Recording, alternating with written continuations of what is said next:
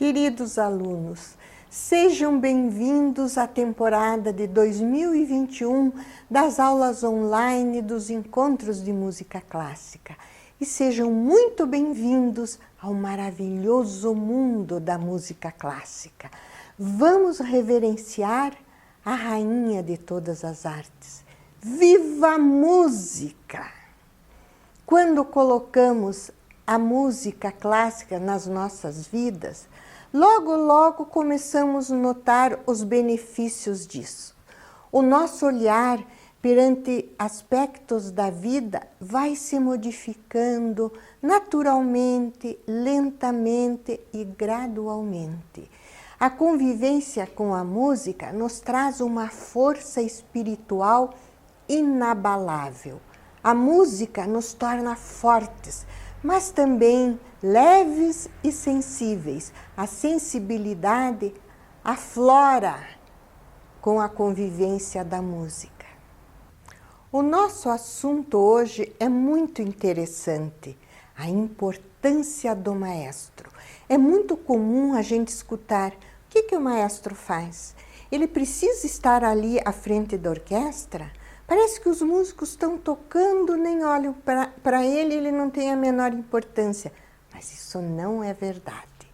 Vamos nos remontar alguns séculos atrás, numa data especial, o ano de 1607. Nós podemos dizer que a regência vai nascer naquele momento junto com a criação da ópera. O compositor italiano Monteverdi, neste ano de 1607, ele estreou a sua ópera Orfeu, contando a história mitológica de Orfeu e Eurídice. E para essa estreia, ele organizou um conjunto instrumental de 36 músicos. A gente falando hoje, ninguém se espanta com esse número de integrantes, mas na época estava sendo a primeira vez que um número de instrumentistas considerado grandioso pelo público da época estava se apresentando. Monteverdi trouxe essa grande novidade.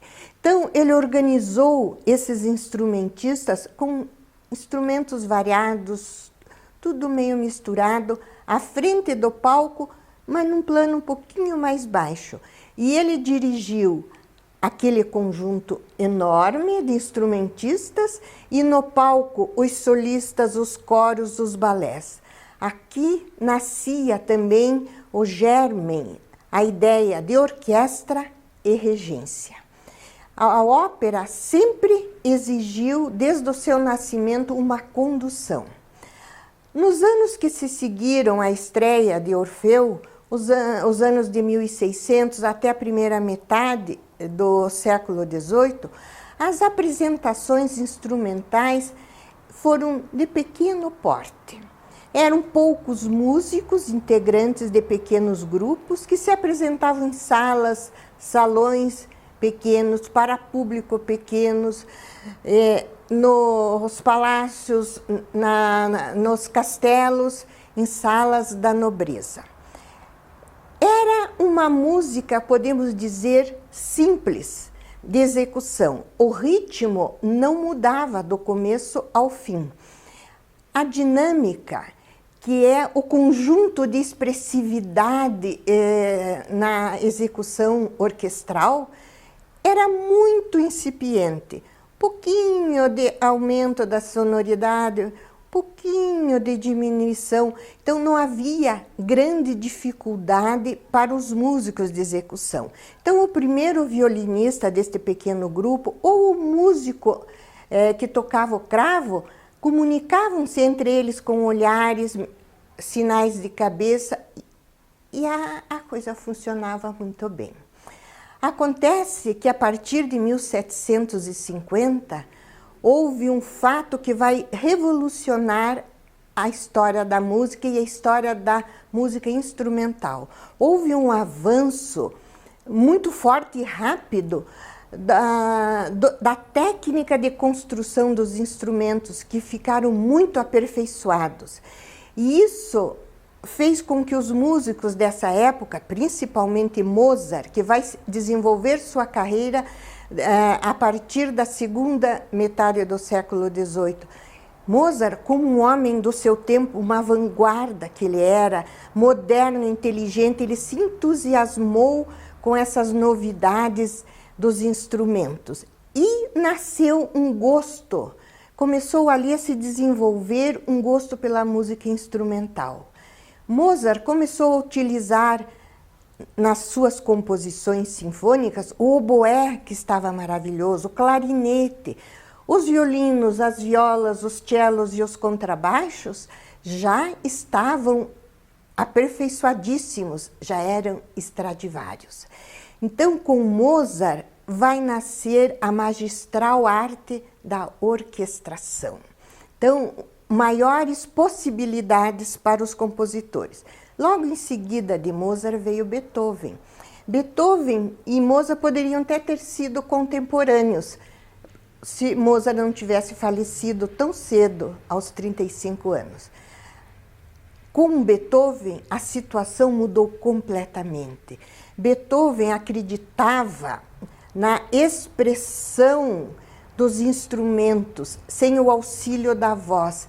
Ele pensava, e provou isso, que os instrumentos soando poderiam passar a ideia expressiva, a ideia filosófica, a mensagem do compositor. Então, a sua música se tornou dramática. Para isso, ele colocou uma série grande de modificações sonoras, de intensidade, repentinas, do suave, de repente chegava no bem forte, ou se estava forte, deslizava para o som fraco. Mudanças de andamento, acelerando, retardando, também as entradas muito precisas. Ele colocou uma série de pequenos solos desses instrumentos tão aperfeiçoados. E também clímax. A música tinha momentos que tinham clímax de energia.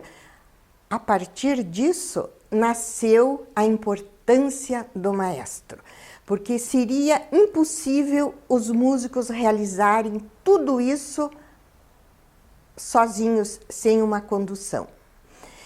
Um dos primeiros grandes maestros foi Mendelssohn. Ele, em 1835, ele foi nomeado maestro principal da orquestra Gewandhaus de Leipzig. E ele a tornou num nível de excelência fantástico. Essa orquestra, até hoje, possui um nível de excelência muito alto. E ele veio inovando. Nas primeiras décadas do século XIX, os primeiros maestros, eles não tinham nem muita noção de como se postar diante de uma orquestra que estava aumentada. Beethoven aumentou o número de instrumentos da orquestra. Então, primeiramente, eles se colocavam, os maestros, no meio da orquestra, voltados para o público. Alguns músicos na sua frente, outros atrás, que ficavam só enxergando muito pouco o gestual do maestro, mas não sentiam a sua expressão facial. Mendelssohn, num instante, mudou isso, mas vocês vejam, precisou passar 30 anos.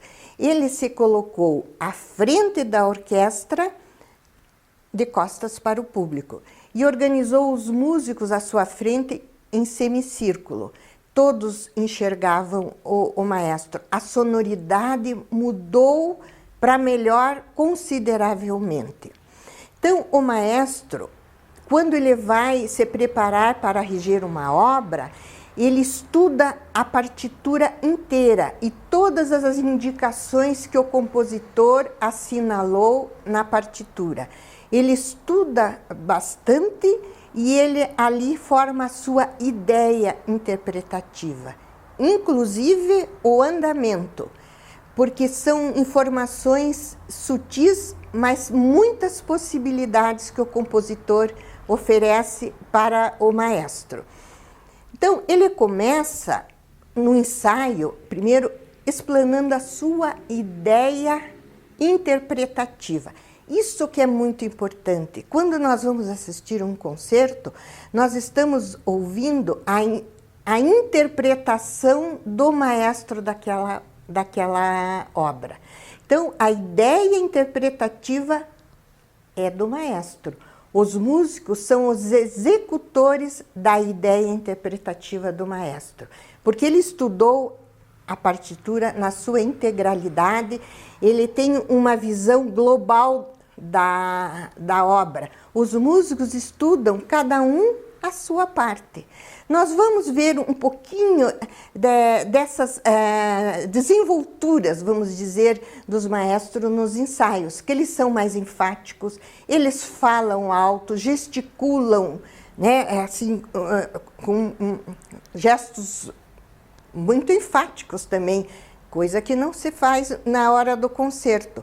Na hora do concerto, os músicos já ensaiaram, estão preparados e os gestos podem ser mais comedidos.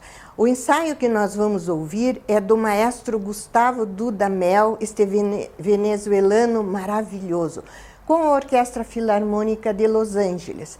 Ele está preparando um trecho da Sinfonia número 3 de Mendelssohn. Primeiro ele explana a ideia dele, treina o ataque, que tem que ser preciso, todo mundo começar junto, e explica a expressividade que ele tem a respeito dessa obra. Vamos lá!